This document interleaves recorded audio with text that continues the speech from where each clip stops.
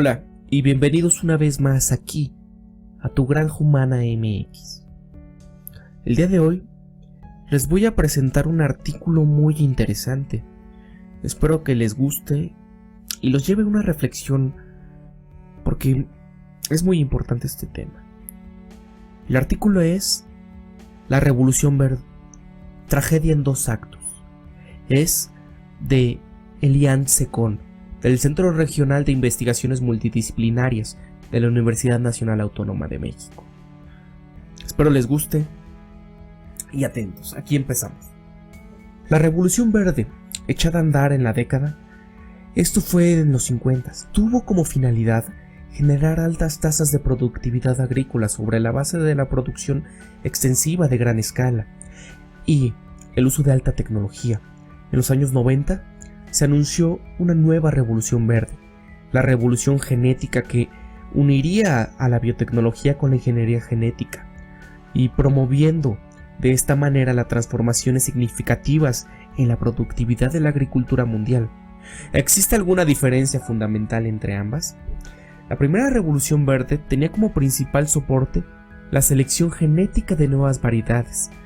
Esto era de cultivo de alto rendimiento, asociada a la explotación intensiva permitida por el riego y el uso masivo de fertilizantes químicos, pesticidas, herbicidas, tractores y otra maquinaria pesada.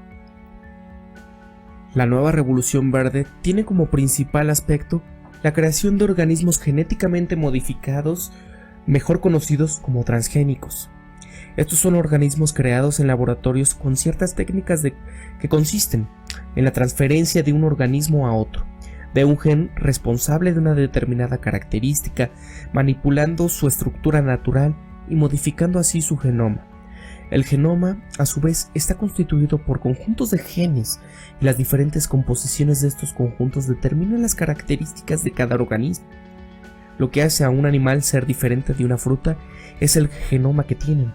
Y vale resaltar que no existen límites para esta técnica.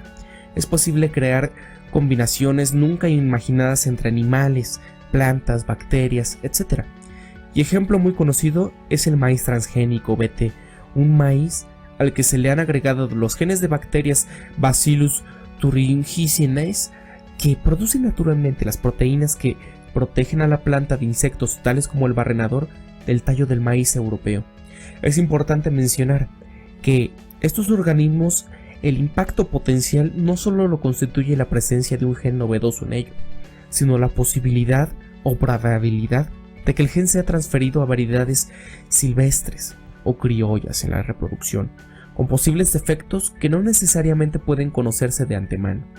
Y, a pesar de las diferencias sustanciales en metodología y tecnología biológica, también revoluciones fueron lanzadas en la ideologizada misión de acabar con el hambre, lo cual fue y continúa siendo empleada reiteradamente para su defensa y justificación. Hoy sabemos que el aumento de la producción de alimentos per se no asegura su distribución global y equitativa, y que además el problema de hambre tiene vertientes adicionales de mayor complejidad asociadas a la economía real del mercado, tales como la intermediación de la distribución y en la comercialización, o la falta de poder adquisitivo de una gran proporción de la población mundial que le impide el acceso libre a la mercancía de alimentos, entre otras. Existe desde luego una no tan sorprendente similitud entre intereses económicos de quienes las han promovido, así como de sus probables y potenciales consecuencias sociales y ambientales con sus matices propios. El análisis histórico y comparativo de las consecuencias y alcances de la primera revolución verde es un camino posible para anticipar con mayor objetividad los problemas o los probables retos e impactos sociales de la segunda revolución. Por tanto, si miramos las consecuencias y los logros de la primera revolución verde a la fecha, podremos tener una buena idea de algunos de los impactos que la segunda revolución podría tener a nuestra sociedad y en nuestro medio ambiente en un futuro no muy lejano. Y comencemos con una breve historia. La primera revolución verde fue considerada como un cambio radical en las prácticas agrícolas hasta entonces utilizadas y fue definida como un proceso de modernización a la agricultura, donde el conocimiento tecnológico suplantó al conocimiento empírico determinado por la experiencia práctica del agricultor. Los agricultores pasaron a emplear un conjunto de innovaciones técnicas sin precedentes, entre ellas los agrotóxicos, los fertilizantes inorgánicos y sobre todo las máquinas agrícolas. Históricamente puede considerarse su inicio luego del término de la Primera Guerra Mundial. Sin embargo, su expansión global ocurrió más tarde, durante la Segunda Guerra Mundial, cuando las grandes industrias, sobre todo Estados Unidos, desarrollaron una enorme acumulación de innovación tecnológica militar que no tuvo un mercado inmediato al término del conflicto bélico. Y de este modo surgió la conversión rápida de innovaciones bélicas a usos civiles. El caso más obvio de lo anterior fue la rápida fabricación de tractores a partir de la experiencia en el diseño de tanques de combate y la fabricación de agrotóxicos como producto colateral de una pujante industria químico-biológica dedicada a la fabricación de armas de este tipo. Otro ejemplo es el de la tecnología nuclear, que había surgido desde entre los mejores cerebros científicos de la época, pero que desprestigió rápidamente luego de las muertes masivas de civiles en Hiroshima y Nagasaki. La industria nuclear pacífica, entre comillas, fue rápidamente suplantada o sumada a la Revolución Verde en la forma de técnicas para el control de plagas mediante la esterilización de ejemplares irradiados y para la conservación de alimentos mediante la esterilización nuclear. Según varios estudios sobre el tema, los cimientos de lo que vendría a ser llamada Revolución Verde fueron explorados en 1941 en un encuentro entre el vicepresidente de Estados Unidos, Henry Wallace, y el presidente de la Fundación Rockefeller, Raymond Fosdick. Allí se pensó que un programa de desarrollo agrícola apuntado hacia Latinoamérica en general y México en particular tendría beneficiosos tanto económicos como políticos. Un año después, la fundación envió a México 3 eminentes científicos en el estudio de las plantas. En 1943, la Fundación Rockefeller inició su programa México de Agricultura, concentrando principalmente en el mejoramiento de maíz y trigo. La Fundación Rockefeller fue crucial para el establecimiento en México, en 1943, el Centro Internacional de Mejoramiento de Maíz y Trigo, hoy el CIMMYT, considerado como el más importante centro de investigación de maíz y trigo en el mundo. Incluso el llamado padre de la Revolución Verde y Premio Nobel de la Paz, Norman Borlaug, ha trabajado con científicos mexicanos en los problemas de mejoramiento genético del trigo por más de 25 años. Los resultados en términos productivos en México fueron sorprendentes, y basta citar como ejemplo al trigo. Su producción pasó de un rendimiento de 750 kilos por hectárea en 1950 a 3.200 kilogramos en la misma superficie en 1970. Hoy día el trigo y el maíz producidos a partir de la investigación del CIMMYT están plantados en millones de hectáreas en todo el mundo. La productividad del arroz y del trigo se duplicó o cuadruplicó en varios países. Por lo tanto, la Revolución Verde pasó a tener muchos adeptos. En los siguientes 8 años, proyectos similares fueron iniciados en casi todos los países de Latinoamérica, bajo los auspicios del Departamento Norteamericano de Agricultura, USDA, o de la Universidad Norteamericana de Agricultura. La hibridación, principalmente del maíz, abrió un nuevo y significativo espacio para la acumulación de capital en el mejoramiento de plantas y ventas de semillas para Estados Unidos. Curiosamente, antes de ser vicepresidente, Wallace había sido secretario de Agricultura, y antes de esto tuvo un importante puesto y fundador de la principal empresa de maíz híbrido en su país, Pioneer Hybrid. Por lo tanto, se puede concluir que Wallace entendía muy bien de la ciencia de la agricultura y de los negocios rentables. En 1946, la persecución de los intereses de la Fundación Rockefeller llevó a la realización de una investigación de mercado potencial para las semillas de maíz híbrido en Brasil, y más tarde su compañía internacional Economía Básica invirtió fuertemente en la producción de semillas híbridas en ese país. En 1947, la gigantesca empresa en el mercado de granos Cargill inició la producción de maíz híbrido en Argentina. Es importante resaltar que la recolección de germoplasma nativo fue un importante componente del programa mexicano de agricultura desarrollado por la Fundación Rockefeller.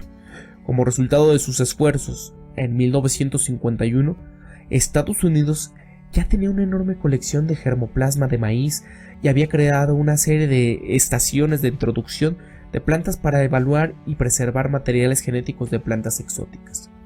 Otras fundaciones privadas bien conocidas tuvieron también un importante papel en la historia de la primera revolución verde.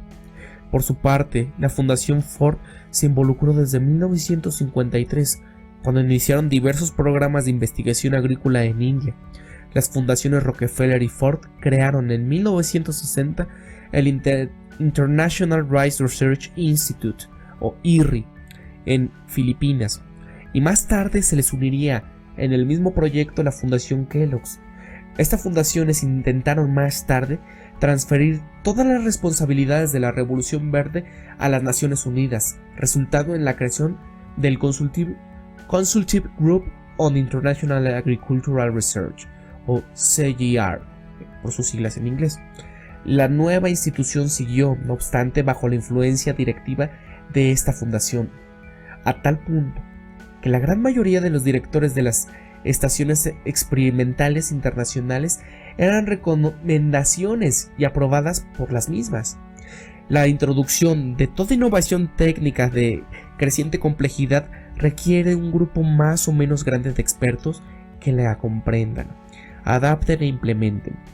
Fue justamente en los primeros años de la primera Revolución Verde cuando los investigadores del ramo más importante de las instituciones educativas latinoamericanas fueron invitadas a realizar sus posgrados o estancias financiadas en Estados Unidos. El ingeniero agrónomo típico de la época pasó a tener como función casi absoluta llevar el progreso, entre comillas, al campo, o sea, transformar la agricultura tradicional adoptando los insumos y las técnicas de origen industrial.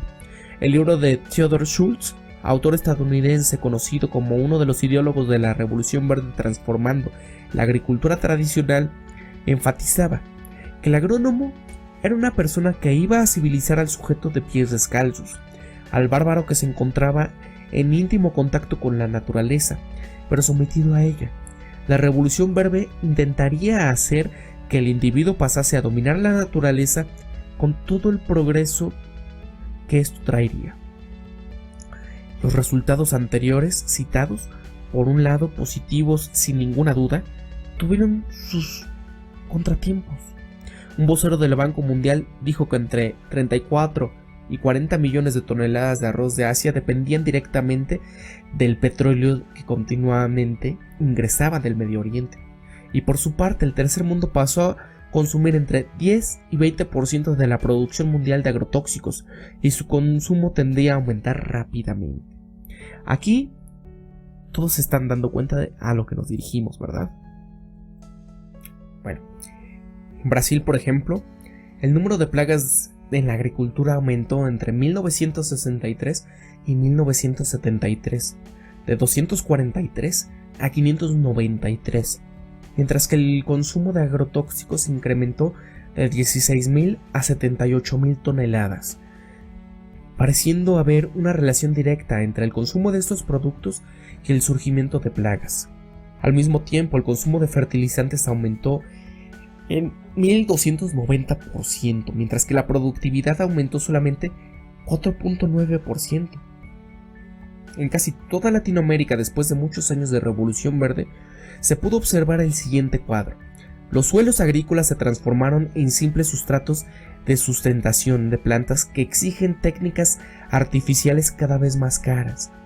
Y el síntoma más aparente de degradación que observamos es la erosión. La investigadora brasileña en manejo ecológico de suelos, Ana Primavesi, sustenta que la erosión no es un fenómeno natural, pero sí el fruto de un manejo inadecuado del suelo. Lógicamente, la acidicidad del terreno y la intensividad y duración de las lluvias intensificaron la erosión, pero la práctica de una agricultura basada en una tecnología destructiva es su principal causa. Y esta autora agrega también que el uso indiscriminado de agrotóxicos y fertilizantes químicos han esterilizado el suelo, reduciendo al mínimo la actividad microbiana y la fauna del suelo, además de haber provocado la contaminación de aguas subterráneas, principalmente con nitratos, y enriquecimiento de las aguas superficiales, tanto continentales, ya sea acequias, ríos, lagos, como costeras, lo que llevó, por ejemplo, el crecimiento explosivo de algas, ocasionando fuertes trastornos en el equilibrio biológico, como la mortalidad de peces, entre otros, y asimismo la compactación del suelo por las máquinas agrícolas ha destruido la fauna, misma que ayudaba a controlar a otros seres vivos que podían causar daño a los cultivos. La invención de los insecticidas sintéticos fue una forma cómoda y aparentemente eficaz de controlar las plagas que surgieron con este modelo agrícola, pero estos atacan las consecuencias del problema, la plaga, y no la causa del mismo. Con la utilización de los agrotóxicos se acabaron las plagas y también sus enemigos naturales. El problema es que muchas plagas desarrollaron mutaciones genéticas, lo que les garantizó su resurgimiento, y esta vez aniquilador debido a la muerte de sus enemigos naturales, causando daños a la agricultura y probando la ineficacia de gran parte de estos agrotóxicos. Además, ya son varios los estudios sobre la repercusión de estos productos sobre la salud humana, ya sea por contacto directo o por ingestión. En 1962, Rachel Carson, en su polémico libro Silent Spring, presentaba datos alarmantes sobre la contaminación de los alimentos por pesticidas. Aquí, como paréntesis al artículo, hay muchísimos libros, muchísimas documentales que pueden ver en YouTube, como Hambre de Soja. Hay mucho sobre la soya o soja que pasan en Brasil, en Argentina, y todas sus implicaciones en la salud de la gente. La gente, tanto la que vive cerca del campo por los pesticidas, y así bien las que las consumen, los animales también. Pero bueno, vamos a seguir. No se pierdan, ustedes solo busquen los documentales de la soya, el peligro que representa toda esta revolución industrial, todo el glifosato que se usa por parte de Monsanto con sus plantas Roundup Ready, y todo lo que implica. Pero vamos a seguir. Desde el punto de vista social y económico, no macroeconómico, se puede deducir que este modelo agrícola tuvo un carácter muy positivo para la mayoría de los campesinos del tercer mundo. Para los trabajadores rurales ha significado suelos miserables, desempleo y migración. Para los pequeños propietarios, aumento en las deudas para la obtención de insumos y aumento de la pobreza. La Revolución Verde vino a ofrecer semillas de alta productividad que en condiciones ideales y con grandes cantidades de fertilizantes y agrotóxicos pueden garantizar una alta productividad. Pero si falta cualquiera de estos insumos, habrá altas probabilidades de fracaso en la productividad de las cosechas y no podrán pagarse las deudas contraídas por la adquisición de estos insumos. Y es importante notar, adicionalmente, que luego de décadas de Revolución Verde, una creciente mayoría de pequeños agricultores en todo el mundo continúa sin tener acceso a cualquiera de estas tecnologías o al crédito para su obtención.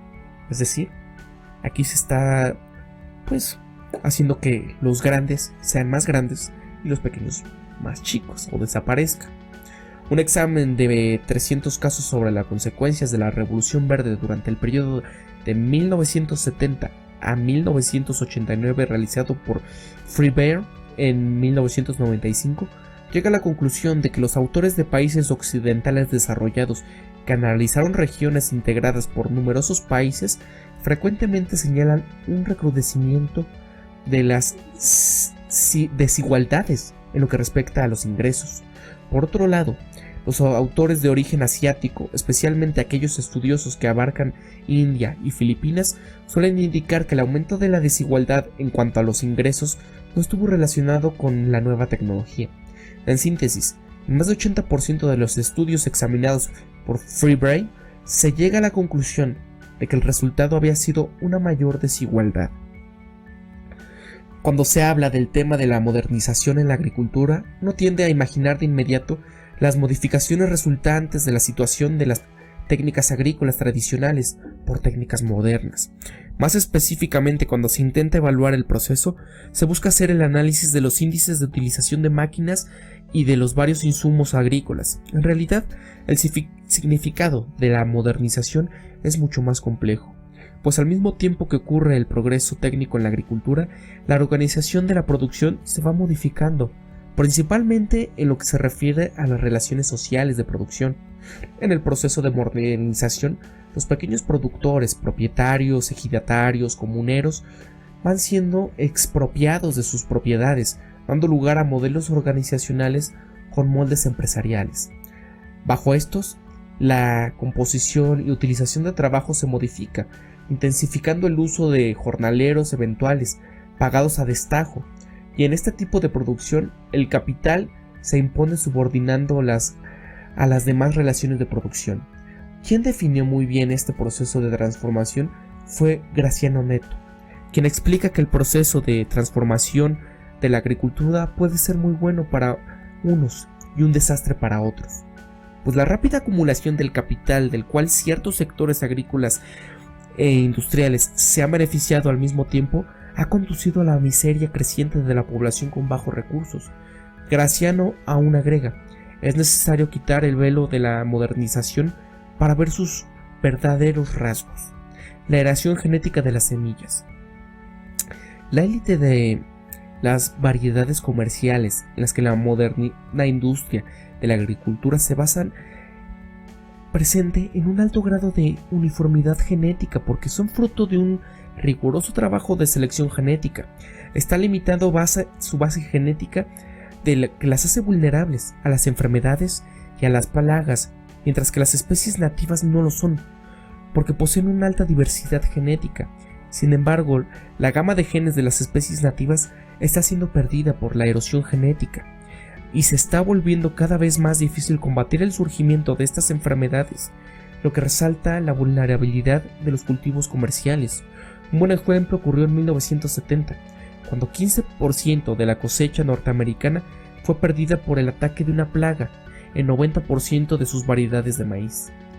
Otro lado oscuro de la erosión genética de las semillas es la reducción continua de la variedad de alimentos consumidos por la gente. Los agricultores de 2 siglos atrás cultivaban 300 especies de plantas, todas de importancia primordial. Hoy una familia se alimenta de 30 plantas, responsables del 95% de nuestro potencial nutritivo en cualquier parte del mundo, ya sea México, Canadá, Francia o Botsuana. La proporción de cada uno se modifica, pero somos todos dependientes de estas mismas 30 plantas. Dicha dependencia ya causó serios problemas. En uno de los primeros fue en 1845, cuando Irlanda cultivaba las papas que venían de los Andes, y solamente una variedad sobrevivía en aquel país. Y eventualmente esa misma variedad desapareció por una enfermedad, y 200,000 personas murieron de hambre, y 2 millones tuvieron que emigrar hacia otras partes del mundo. Y el principal problema era la uniformidad genética. En 1943, en Bengala, India, el trigo desapareció por una enfermedad, y también por falta de variabilidad genética, y 6 millones de personas fallecieron. Imagínense, 6 millones de personas muertas, es mucho más que muchos países, la población de varios países, solo por este error humano en cálculo. En realidad, la uniformidad genética es una invitación para que una epidemia devastadora en la erosión genética signifique mucho más que una pérdida teórica de biodiversidad para los científicos del futuro. Así que aquí, como paréntesis, a todos aquellos que se las dan de una raza superior y una raza más heterogénea, en que nada más tengan una sola sangre, que sean estos WASP, los White Anglo-Saxon Protestants, puede que tengan problemas si en el futuro surge una enfermedad y los acaben. Por eso es bueno siempre la mezcla. Pero continuemos. Hace 20 años, India poseía 300,000 variedades de arroz, y hoy en día sobreviven no más de una docena, pues las variedades de alta productividad sustituyeron a las restantes. En Turquía, donde se originó el lino, había 1000 variedades de este en el 45. Sin embargo, en los años 70 quedaban solamente una variedad, y además importada de Argentina, de los 7.000 variedades de manzana que existían en Estados Unidos en el siglo pasado, 6.000 ya no están disponibles. En resumen, la diversidad genética de los cultivos agrícolas realizados por la humanidad de 10.000 años está ahora en un severo riesgo en manos de las actuales fuerzas políticas y económicas, y por lo tanto la posibilidad de una crisis real. Al mismo tiempo, el patrón de transferencia de flujos genéticos de plantas entre los países desarrollados y los menos desarrollados ha sido siempre unidireccional, del tercer mundo a los países desarrollados. Desde 1950, sin embargo, ha existido un mayor equilibrio en este flujo con el inicio de la exportación de semillas de los países industrializados a las naciones del tercer mundo, pero en términos cualitativos. Esta asimetría persiste, ya que los recursos genéticos salen del tercer mundo como algo común, sin costo y como herencia de la humanidad, y regresan como un bien, una propiedad privada con un valor de mercado. Al mismo tiempo que los gobiernos y las empresas de los países capitalistas avanzados han estimulado la adopción de las legislaciones de derechos legales de lo que se han creado, de nuevas variedades, lo que implica reconocer los derechos de propiedad privada sobre el germoplasma de las plantas, del mismo modo que tratan de sostener energéticamente las necesidades en colectar y preservar otras formas de germoplasma como cultivadores primitivos y las razas locales. Lo más interesante es que buena parte de estas razas locales encontradas en el tercer mundo son muy distintas de las variedades silvestres, pues fueron mejoradas por siglos por los pueblos nativos, pero esto es ignorado por los defensores de derechos legales de los creadores del. Por otra parte, se dice que los recursos genéticos del mundo están protegidos por una red internacional de bancos de genes, centros de investigación, laboratorios de semillas y dólares para la investigación, pero esto parece ser solo en apariencia. El centro de esta red inicialmente era International Board for Plant Genetics Resources, en Roma, y en la opinión del reconocido ambientalista Patrick Mooney, estos centros no eran otra cosa que una forma en que los países del norte garantizaban acceso irrestricto a los genes de especies de importancia económica provenientes de países del tercer mundo para almacenarlos en sus propios países, bajo los auspicios de la ONU. En 1981, los países latinoamericanos presentaron una serie de inconformidades a esta organización. De los 127.000 ejemplares de semillas colectados, 94% se originaron en el tercer mundo, y 91% de estas estaban almacenados en bancos genéticos de Estados Unidos, Japón, Reino Unido, Rusia y otros países industrializados. También se descubrió en 1977 que el gobierno de Estados Unidos escribió una carta al IBPGR, que es otra vez el Board for Plant Genetic Resources. En esta carta se informó que todo el material almacenado en sus bancos debería de ser considerado de su propiedad, y que por razones políticas, de cuando en cuando, este material podría ser negado a otras naciones, y algunos países que sufrieron el embargo de Estados Unidos fueron Afganistán, Albania, Cuba, Libia, Irán, Irak, Rusia y Nicaragua.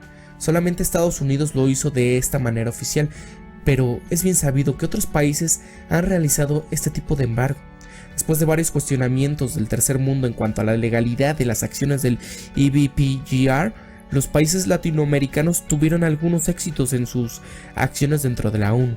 Crearon una comisión internacional sobre recursos genéticos y se estableció una acción internacional sobre este mismo tema, lo cual fue el inicio de los trámites legales en los cuales el hemisferio norte tendría que pagar de alguna forma el germoplasma del hemisferio sur. Y como consecuencia de estos justos cuestionamientos políticos, a partir de los años 80, el IBPGR, o International Plant Genetic Resources Institute, o IPGRI, trató de establecer una red internacional para el almacenamiento del germoplasma, lo que aumentó el número de centros de almacenamiento de 10 a 219. Y en los años 90, el IBPGR fusionó sus redes con las de la FAO. Sin embargo, el estatus legal de las transferencias del germoplasma de la red no estaba completamente definido. Poco más de la mitad de estos 219 acuerdos legales de transferencias realizados fueron con los bancos genéticos del norte. El resto fue dividido entre los bancos genéticos del sur y los centros internacionales de investigación en agricultura. Gran parte de la variación genética de los cultivos ha sido colectada, pero existen muchas especies que no han sido adecuadamente conservadas y que permanecen bajo un serio riesgo de erosión genética. Un aspecto problemático es que el estar almacenadas en bancos de germoplasma no siempre garantizan seguridad. Instalaciones y mantenimiento inadecuados, restricciones económicas en la adquisición de recursos humanos, combinado con el restablecimiento de este sistema en el que ciertas fundaciones privadas participan, son cuestionables de eficiencia. Hacen muy riesgosa la base para el almacenamiento de esta diversidad genética en la agricultura mundial. Y al mismo tiempo, algunos miembros de la comunidad científica creen que los bancos genéticos no son la única salida para la conservación del germoplasma mundial. De esta forma, la UNESCO desde la década de los 70 declaró 144 áreas en 35 países como futuras reservas de biosfera. Hoy día, otros actores se involucran en este proceso, incluyendo las ONG, abriendo un variado rango de opciones y perspectivas. Algunas ONGs se dedican exclusivamente a la conservación de la ecología, mientras que otras hacen énfasis en la necesidad de la conservación genética en un contexto de inclusión participativa de las comunidades rurales. Todas coinciden en la necesidad de desarrollar sistemas mutuos de apoyo que deben asegurar que el germoplasma de las plantas sea efectivamente conservado. Los señores de la vida. En la mitad del siglo XIX, diversos economistas descubrieron que lo que se ha denominado acumulación primitiva, que sería en pocas palabras la génesis de la desigualdad sociomoderna, es decir, la acumulación asimétrica de quienes son dueños de los medios de producción ante aquellos que forman parte de la fuerza de trabajo. Este fenómeno económico surgió entre los siglos XIV y XVI y resultó hacia el siglo XIX en la extinción de la figura del siervo feudal y la creación del hombre propietario, o sea, que aquel que no dispone de otra alternativa para sobrevivir más que vender su fuerza de trabajo. Eso se convertiría. Después de 500 años del inicio de la acumulación primitiva y después de cerca de 60 años de la Revolución Verde, algunos movimientos sociales sostienen que actualmente un proceso análogo está en pleno desarrollo en el mundo entero. Según ellos, las grandes corporaciones estarían promoviendo, con el uso de los más modernos avances de tecnología, nuevas formas de encajonar a la sociedad. Del mismo modo que las tierras comunales fueron tomadas por aquellos que se volvieron dueños de la producción, las grandes empresas estarían promoviendo el uso de ciertas tecnologías para adquirir privilegios y crear nuevos monopolios. Por medio del control del desarrollo tecnológico, ellos estarían creando mecanismos que, combinados con las leyes de propiedad intelectual, aumentarían el poder de los monopolios establecidos y generarían otros. Y ahora, sobre las formas de vida. Así como la acumulación primitiva hizo uso de la usurpación de la tierra de los campesinos, hoy el control sobre las formas de vida estará en camino para volverse un privilegio de unas pocas empresas.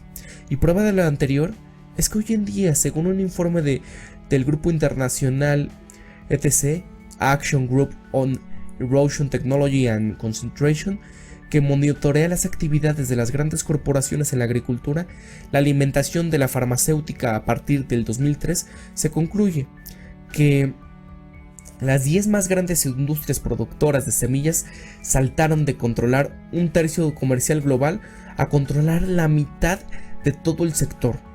Con la compra de la empresa mexicana Seminis, Monsanto pasó a ser la mayor empresa global de venta de semillas, no solo transgénicas, de las cuales controla el 90% del mercado, sino de toda la comercialización en el mundo, y seguida por DuPont, Syngenta, Group Lee, Margain, KWS AG, Land O'Lakes, Sakata, Bayer Group Science, Taiki, DLF, Trifolium, Delta y Pyland. En relación con los agrotóxicos, las 10 principales compañías reciben 84% de las ventas mundiales, y estos son Bayer, Singer, BASF, Dow, Monsanto, DuPont, Kor, Sumitomo, Nufarm y Arista.